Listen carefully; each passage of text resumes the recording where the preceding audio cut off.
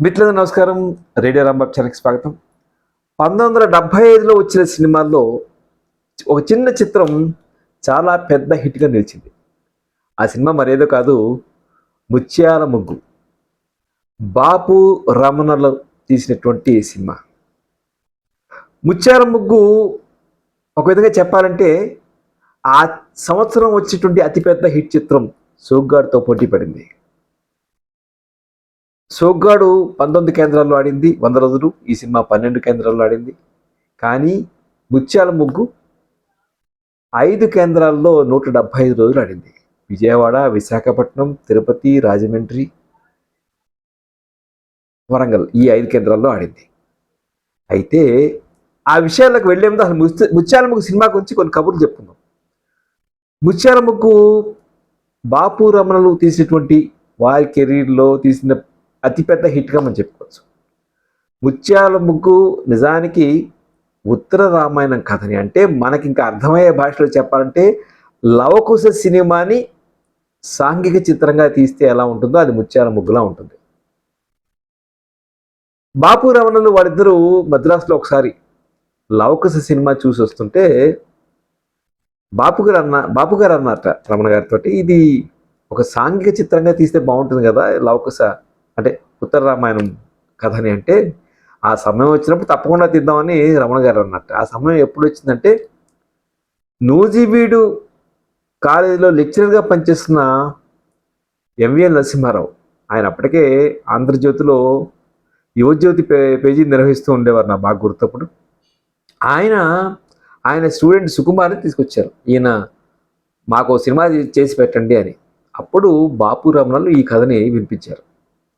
కథ నచ్చింది, అంతా బాగానే ఉంది, ఆర్టిస్టులు ఫైనలైజ్ అయిపోయారు, రమణ గారు చక్కగా స్క్రిప్ట్ వెర్షన్ రాసేశారు. సాధారణంగా అన్ని చకచకా సాగేది, కానీ ముత్యాల ముగ్గు కొంచెం బ్రేకులతో నడిచింది. తారాగణం చూస్తే మనకి శ్రీధర్, సంగీత వీళ్ళిద్దరు హీరో హీరోయిన్లు. కాంతారావు గారు బహుశా ఆయన ఒక క్యారెక్టర్ యాక్టర్గా చేసినటువంటి మొదటి చిత్రం ఉండొచ్చు. హీరో నుంచి క్యారెక్టర్ యాక్టర్గా ఆయన మారారు. కాంతారావు గారు అద్భుతమైన పాత్ర అయింది. ముక్కామల, వీటన్నిటికీ మించి ఇద్దరు, ఒకళ్ళు రావు గోపాలరావు అద్భుతమైన విలనీని పండించి విలన్కి ఒక కొత్త రూపాన్ని ఇచ్చినటువంటి రావు గోపాలరావు గారి క్యారెక్టరైజేషన్. తర్వాత అల్లురామలింగ గారు, అప్పటికే ఆయన చాలా బాపు గారి సినిమాల్లో నటించారు. అందాలలో తీసేసిన తహసీల్దార్గా నటిస్తే ఈ సినిమాలో అలాంటి పాత్ర ఇంచుమించుగా మనకు కనిపిస్తారు. ముక్కామల్ గారు మరొక పాత్ర. ఇట్లా ఇద్దరు పిల్లలు ఎలా ఉన్నారో అర్జా జనార్దన్ రావు, ఆయన హనుమంతుడిగా మనకు కనిపిస్తారు. అంటే బాపు రమణలకి రామాయణం అంటే ఎంత ఇష్టమో శ్రీరామ చిత్రానికి ప్రొడక్షన్ పేరు పెట్టారు. రామాయణాన్నే, ఉత్తర రామాయణాన్ని కథగా అడాప్ట్ చేసుకున్నారు. మహాదేవన్ గారు అద్భుతమైన పాటలు ఇచ్చారు. అయితే ఇక షూటింగ్ మొదలుపెట్టేటప్పుడు కొన్ని అవాంతరాలు వచ్చాయి. వాడు ఒరిజినల్గా సారథి స్టూడియోలో ఒక ఇన్సెట్ని ప్లాన్ చేసుకున్నారు. అక్కడ రావు గోపాలరావు ఇల్లు సెట్ అది వేద్దాం అనుకున్నారు. ఆ సంబంధించిన షూటింగ్ చేద్దాం అనుకున్నప్పుడు సారథి స్టూడియో వాళ్ళు లాస్ట్ మినిట్లో కుదరదని చెప్పేశారు.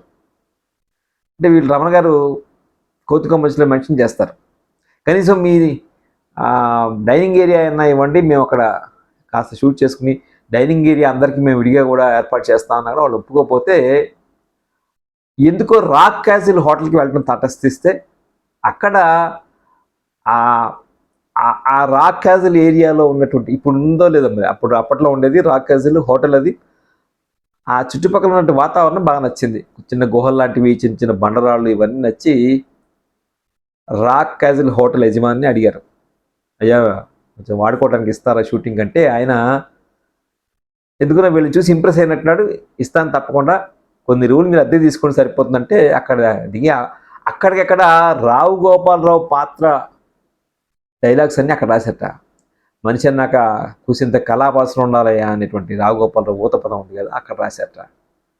తర్వాత శ్రీధర్ ఇల్లు, ఒక జమీందార్ ఇల్లు కావాలి, అది ఎక్కడ అనుకున్నప్పుడు బివి రమణ్ రావు గారిని, ఒక డ్రగ్ కంట్రోలర్, ఆయన బాపు రమణ గారిని కలవటానికి వచ్చినప్పుడు ఆయన మాటల్లో ఈ ఒక ఇల్లు కావాలి, హీరో తండ్రి హీరో ఉన్నటువంటి ఇల్లు కావాలంటే ఆయన ఆ జ్ఞాన్ బ్యాగ్ ప్యాలెస్ అంటే ఇందిరా ధనరాజు గారి ఇల్లు అది. గుంటూరు శేషన్ శర్మ గారు అక్కడే ఉంటారు. సజెస్ట్ చేస్తే అది బాగుంటుంది మీకంటే మొత్తానికి ఆయన పర్మిషన్ తెప్పించారు. వీళ్ళు శేషన్ శర్మ గారిని కలిశారు. అలా కలవటం వలన శేషన్ శర్మ గారు ఒకే ఒక్క పాట సినిమాకి రాశారు. అది నిదురించే తోటలోకి పాట ఒకటి వచ్చింది. కన్నుల నీరు తుడిచి కమ్మని కల ఇచ్చింది అనేటువంటి పాట, అద్భుతమైనటువంటి పాట. అందులో వాక్యం బాగుంటుంది. రేవు బావురుమంటుంది అని చెప్పి, నది దోచిన నావ వెళ్ళిపోతుంటే రేవు బావురుమంటుంది అని చెప్పి రాస్తారు. అద్భుతమైన పాట. సరే, ఇలా ఒక్కొక్క లొకేషన్ అవి మొత్తానికి ఫైనలైజ్ అయ్యాయి. కలిదిండి ప్రాంతంలో మిగిలినవి తీశారు. మొదట అనుకున్నటువంటి స్క్రిప్ట్లో కాంట్రాక్టర్ పాత్ర లేదు కదా, తర్వాత రివిజన్లో కాంట్రాక్టర్ పాత్ర వచ్చింది. రావు గోపాలరావుకి ఒక అద్భుతమైన బ్రేక్ ఇచ్చింది. అలాగే సంగీత నటిగా మొదటిసారిగా హీరోయిన్, తక్కువ పాత్రలు ఉన్నాయి, ఆవిడ గొప్ప ఎక్స్ప్రెషన్స్ చెప్పకపోయినా ఆవిడ కళ్ళ ద్వారా బాపు గారు చాలా కన్వే చేయిస్తారు మనకి. అలా ముత్యాల ముగ్గు తయారైంది. ఇందులోనే టైటిల్స్ మీద మనం చూస్తే బాలమురళి గారి పాట శ్రీరామ జయరామ అనేటువంటి పాట వస్తూ ఉంటుంది టైటిల్స్ క్రెడిట్స్ మీద. అప్పుడే వారికి బాలమురళి కృష్ణ గారు పరిచయం అయ్యారు. అలా బాలమురళి కృష్ణ గారితో పాడించారు. పాటలన్నీ చూసినట్లయితే కెమెరామ్యాన్ గురించి ఒక మాట చెప్పాలి. బాపు గారికి కోకోకోలా యాడ్ అప్పట్లో చాలా ఫేమస్. అలాగే గరం హవా అనేటువంటి సినిమా ఆయనకి ఇష్టం. ఆ సినిమా ఎంఎస్హెచ్ సినిమా. ఆ సినిమా ఫోటోగ్రఫీ డైరెక్టర్ అన్న కూడా ఇష్టం. వాళ్ళిద్దరూ ఒకళ్ళేనని తెలిసిన తర్వాత మొత్తానికి ఇషాన్ ఆర్యని పట్టుకుని తమ సినిమాకి ఛాయాగ్రహణ దర్శకత్వ బాధ్యతలు అప్పగించారు. ఇన్ఫ్యాక్ట్ ఇషాన్ ఆర్యకి ఆ సంవత్సరం నేషనల్ అవార్డ్స్లో బెస్ట్ ఫోటోగ్రఫీ అవార్డు కూడా వచ్చింది. ఇషాన్ ఆర్య చాలా పెయింటింగ్లా అద్భుతంగా తీసినటువంటి ఛాయాగ్రహణం. ఆయన బయట అవుట్డోర్ షూటింగ్ చేసినప్పుడు రిఫ్లెక్టర్స్ వాడట, వైట్ సాటిన్ క్లాత్ వాడతారట. అలా ఒక అద్భుతమైనటువంటి ఫోటోగ్రఫీ మనం చూస్తాం. అందరూ ఈ సినిమా అందుకనే ఎవరు కూడా మేకప్లో ఉండవు, మీరు గమనించండి. శ్రీధర్ కూడా చాలా న్యాచురల్గా ఉంటాడు. సంగీత చాలా న్యాచురల్గా ఉంటున్నాడు. ముఖ్యంగా చాలా యాప్ట్గా శ్రీధర్ తన క్యారెక్టర్కి సరిపోతాడు, మరొకరు చేయలేరు అన్నట్టుగా మనకి శ్రీధర్ ఈ సినిమాలో కనిపిస్తారు. ఈ సినిమాలో జయమాన్ కూడా ఒక పాత్ర పోషించింది ఆవిడ. సంగీతం మహాదేవన్ గారు, బాపు రమణాలకి ఎక్కువ ఆయన చేశారు కదా. మొత్తం అన్ని పాటలు హిట్ చూడండి. ఒకటి గోగులు పూచే ఓలచ్చా గుమ్మడి నారాయణ రెడ్డి గారు రాశారు. తెలంగాణ జానపద శైలిలో సాగేటువంటి పాట. తర్వాత ముత్యమంతా పసుపు ముఖమెంతో ఛాయ. ఈ పాట శోభన్ బాబు గారికి చాలా ఇష్టమైన పాట. ఆయన ఒక్కళ్ళు ఉన్నప్పుడు హమ్ చేసేటువంటి పాటల్లో ఈ పాట కూడా ఒకటిట. మరొకటి ఏదో ఏదో ఉన్నది ఈ మసక వెళుతూ గూటి పడవలో ఉన్నది కొత్త పెళ్లి కూతురు అనేటువంటి పాట. ఎలా అయితే మనం కళ్ళు మూసుకుని వింటే ఒక గోదావరి లేదంటే ఒక నది మీద సాగేటువంటి పడవ ప్రయాణం మనకి ఎలా కళ్ళ ముందు కనిపిస్తుందో అంత అద్భుతంగా విజువల్స్ తీశారు బాపు గారు, అలాగే ఇషాన్ ఆర్య. ఇక నిద్రించే తోటలో పాట ఒకటి వచ్చింది. గుంటూరు శేషన్ శర్మ గారు రాసిన ఒకే ఒక్క పాట అద్భుతంగా నిలిచిపోయింది. ఎంతటి రసికుడివో తెలిసిరా, నీవెంతటి రసికుడివో తెలిసిరా అనేటువంటి పాట హల మీద చిత్రీకరించారు. అది నారాయణ రెడ్డి గారు రాశారు. ఆరుద్ర గారేమో ఏదో ఏదో అన్నది ఈ మసక వెలుతురు అనేది ఆయన రాశారు. ముత్యమంతా పసుపు ముఖమంతా ఛాయ అది కూడా ఆరుద్ర గారు రాశారు. దానికి నంది అవార్డు కూడా వచ్చింది. అలా పాటలు అన్నీ బ్రహ్మాండంగా కుదిరి సూర్యకాంతం గారు, అధురాలింగ గారు భారీగా నటించారు ఆవిడ. అలా ఫ్లాష్లో వచ్చి వెళ్ళిపోయేటువంటి పాత్ర మాడ వెంకటేశ్వరరావు గారు. పంచదార గురునాథం అనే పాత్రలో ఇట్లా ఆయన చిటికలు వేస్తూ చెప్పడం డైలాగులు, మర్డర్ చేయాలనే దాని మీద వచ్చి ఆ లింకులు దానికి దీనికి ఎంత, దీనికి దానికి ఎంత, మెడిసిన్ సీట్కి ఎంత, మర్డర్కి ఎంత అని చెప్పి రేట్లు అడపడం, ఇవన్నీ ఒక తుఫాన్లో వచ్చి వెళ్ళిపోతుంది ఆ పాత్ర. ఒక అద్భుతంగా కన్సీవ్ చేసేటువంటి పాత్ర. అలాగే సెకండ్ హాఫ్లో అల్లు రాలింగి గారు కోతిలా యాక్ట్ చేస్తారు. ఆయన నిజంగా మనకి అసలు ఎంత బాగా చేశారు అని అనిపిస్తుంది. ఆ సమయంలో ఆయన పుట్టిన దుఃఖంలో ఉన్నారు. ఆయన ఒక కొడుకు యాక్సిడెంట్లో పోయినప్పుడు బాపు గారు బ్రేక్ ఇద్దామంటే లేదు కాస్త నటిస్తేనే నేను ఆ దుఃఖాన్ని మర్చిపోతాను అన్నట్ట. అందుకనే ఆయన ఆ పాత్రలో మనకి ఎంత ఒదిగిపోయారంటే అక్కడ అసలు ఆయన మర్చిపోయి చేసినటువంటి యాక్షన్ మీరు చూస్తే కోతిలా నటించడం ఇవన్నీ అనేది. అలా ఇంకొక విషయం దీనికి చెప్పాలి, ముత్యాల ముగ్గు ఎన్టీ రామారావు గారికి ఇష్టమైన సినిమాల్లో ముత్యాల ముగ్గు నంబర్ 1. ఒకసారి ఈ మాట ఆయనే బాబు గారు చెప్పారట, ఎంత బాగా తీశారు, రమణ గారితో అన్నట్టు, ఎంత బాగా తీశారు, హీరో హీరోయిన్ల దృశ్యాలు చూస్తే మా పెళ్ళినాటి రోజులు గుర్తుకొస్తున్నాయని చెప్పారట. మీరు కనుక ఒక చిన్న ఫైట్ పెడితే ఇది 200 రోజులు ఆడేటువంటి సినిమా అని కూడా అన్నట్ట. అది ఆయనకి ఇష్టమైనటువంటి సినిమాగా చెప్తారు. అలా ముత్యాల ముగ్గు విచిత్రం ఏమిటంటే రమణ గారు చెప్తారు, దాదాపు 18 నెలల రన్లో ఈ సినిమా 2 కోట్లు కలెక్ట్ చేసింది. కానీ అలా అని చెప్పి మేము కలెక్షన్ల వర్షంలో తడిసి ముద్దయిపోలేదు అని చెప్పి ఆయన ధోరణిలో ఆయన చెప్తారు. ఈ సినిమా తీస్తున్నప్పుడు ప్రొడ్యూసర్లు ఎవరైతే ఉన్నారో వాళ్ళిద్దరు, ఎంబిఎల్ అలాగే సుకుమార్, వాళ్ళు ఖర్చు పెట్టింది 1,00,000 అయిపోయింది. ఎక్కడి నుంచి ఫైనాన్స్ తేవాలి? అప్పుడే జగపతి పిక్చర్స్ రాజేంద్ర ప్రసాద్ గారి బ్రదరు కృష్ణప్రసాద్ గారు అన్నపూర్ణ డిస్ట్రిబ్యూటర్స్గా ఆయన రంగంలోకి దిగారు. బహుశా ఆ నాగేశ్వరరావు గారి ద్వారా వారు ఆయన కలవటం, వాళ్ళు అంగీకరించి ఆ డబ్బులు సర్దుబాటు చేయటం, అలా మొత్తం బడ్జెట్ ఒక 12.5 లక్షల్లో. కొత్త రావణ గారు ఎప్పుడు కూడా ఆయన కూడా కొంత ఫైనాన్స్ ఏదో రకంగా తెచ్చి అడ్జస్ట్ చేస్తూ ఉంటారు. అన్నపూర్ణ ఫైనాన్షియర్స్ డిస్ట్రిబ్యూటర్స్ ఇచ్చిన డబ్బుతో పాటు ఈయన డబ్బు కూడా పెట్టి మొత్తానికి సినిమా రిలీజ్ చేస్తే, సినిమా రిలీజ్ అయినప్పుడు అద్భుతమైన టాక్ తోటి వెళ్ళలేదు. మొదటి వారం మామూలుగా నడిచింది, రెండో వారం మౌత్ టాక్తో కొంచెం పెరిగింది, మూడో వారం నుంచి అందుకుంది, సూపర్ హిట్గా టాక్ పడిపోయింది. చిత్రం ఏంటంటే జూలై 15న బలిపీఠం వచ్చింది.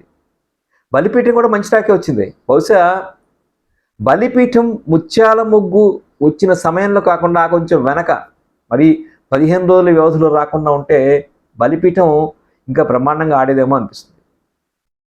అలా రావణ గారు ఇంకో మాట చెప్తారు, ఇంత చేసి ఈ నెగిటివ్ని ఆయన తెలియక ఎంజీఎల్ గారు ఎంఎస్ రెడ్డి గారికి 2 లక్షలకి అమ్మేశారు నెగిటివ్ రైట్స్, అంటే టెలివిజన్ రైట్స్ లాంటివి. అప్పుడు ఎంఎస్ రెడ్డి గారు దాన్ని మద్రాస్ దూరదర్శన్కి 5 లక్షలకి అమ్మారట. సో ఆ సినిమాని మద్రాసు దూరదర్శన్ టెలికాస్ట్ చేసినటువంటి మొదటి తెలుగు చిత్రం ముత్యాల ముగ్గు.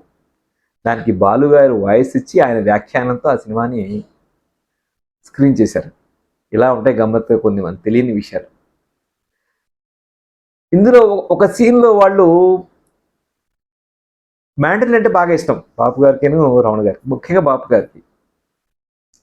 సజ్జాద్ హుస్సేన్ ఒక ఆర్టిస్ట్ వచ్చినప్పుడు ఆ ఆర్టిస్ట్ పెర్ఫార్మెన్స్ విని శ్రీధర్ సంగీతం మధ్య ఒక ఫస్ట్ నైట్ లాంటిది జరిగినప్పుడు దానికి బ్యాక్గ్రౌండ్ మ్యూజిక్గా మొత్తానికి ఆ మ్యాండలిన్ని ఉపయోగించారు. నిజంగానికి అది అంతగా నాకు వినిపించలేదు. మరి దాని నుంచి గొప్పగా చెప్పారు కానీ బహుశా మరి థియేటర్లో చూస్తే కానీ తెలియదేమో అని చెప్పి అనిపిస్తుంది. ఈ సినిమా డైలాగ్స్ ఈపీ రికార్డ్స్గా 2 ఈపీ వాల్యూమ్స్గా వచ్చాయి. కనీసం ఒక 10-20 వేల రికార్డ్స్ అమ్మారట. రమణ గారు దీనివల్ల నాకు ఒక 40,000 రాయల్టీ రూపంలో వచ్చిందని చెప్తారు. నిజంగానే ఆ రోజుల్లో తర్వాత దానవీర సూరకర్ణ డైలాగ్స్ రూపంలో వచ్చి ఒక సెన్సేషన్ క్రియేట్ చేసింది, కానీ అంతకన్నా ముందు డైలాగ్స్ రూపంలో వచ్చింది తెలుగులో చాలా వచ్చినది. కానీ ఆ ఇమ్మీడియట్ విసినిటీలో మనం చూస్తే ముత్యాల ముగ్గు డైలాగ్స్ చాలా బాగా పేరాయి. ముఖ్యంగా రావు గోపాలరావు గారు ఆయన ఎంట్రీ మీరు చూస్తే వెనక నుంచి మనకు కనిపిస్తూ ఉంటారు. ఆకాశం తెర్రగా ఉంటుంది, చూడు సెక్రటరీ ఎప్పుడు బిగినేస్తేనా, ఆకాశం చూడు, సూర్యుడు చూడు ఎంత రక్తం ముద్దలా ఉన్నాడు, ఆకాశం ఎర్రగా మర్డర్ అయిపోయినట్లేదు అని ఇట్లాంటి డైలాగులన్నీ వస్తాయి.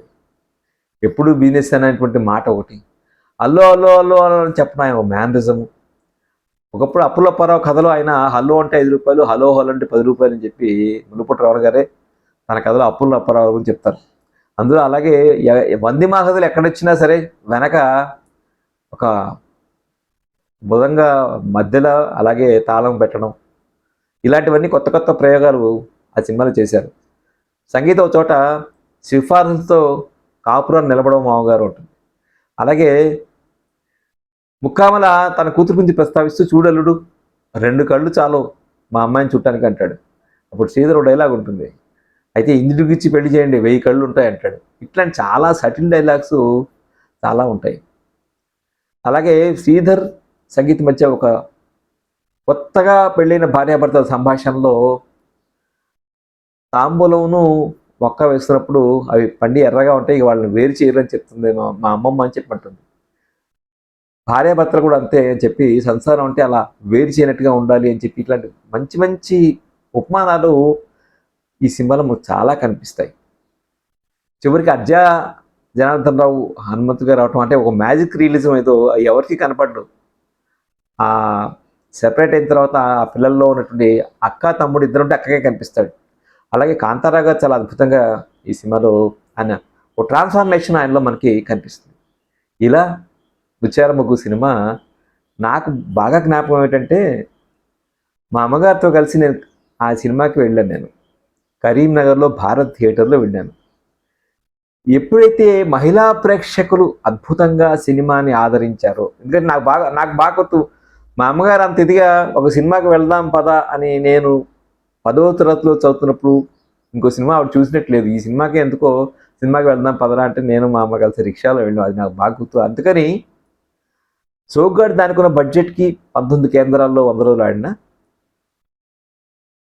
ముత్యాల ముగ్గు అనేటువంటి ఒక చిన్న సినిమా 12 కేంద్రాల్లో 100 రోజులు ఆడిన, 5 కేంద్రాల్లో 175 రోజులు ఆడి ఆ సినిమా డైలాగులు ఈపీ రికార్డ్స్గా రావటం, అలాగే అన్ని పాటలు హిట్ అయ్యి దానికి నేషనల్ అవార్డు కూడా ద్వితీయ ఉత్తమ చిత్రంగా ఆ సంవత్సరం ముత్యాల ముగ్గు లభించింది.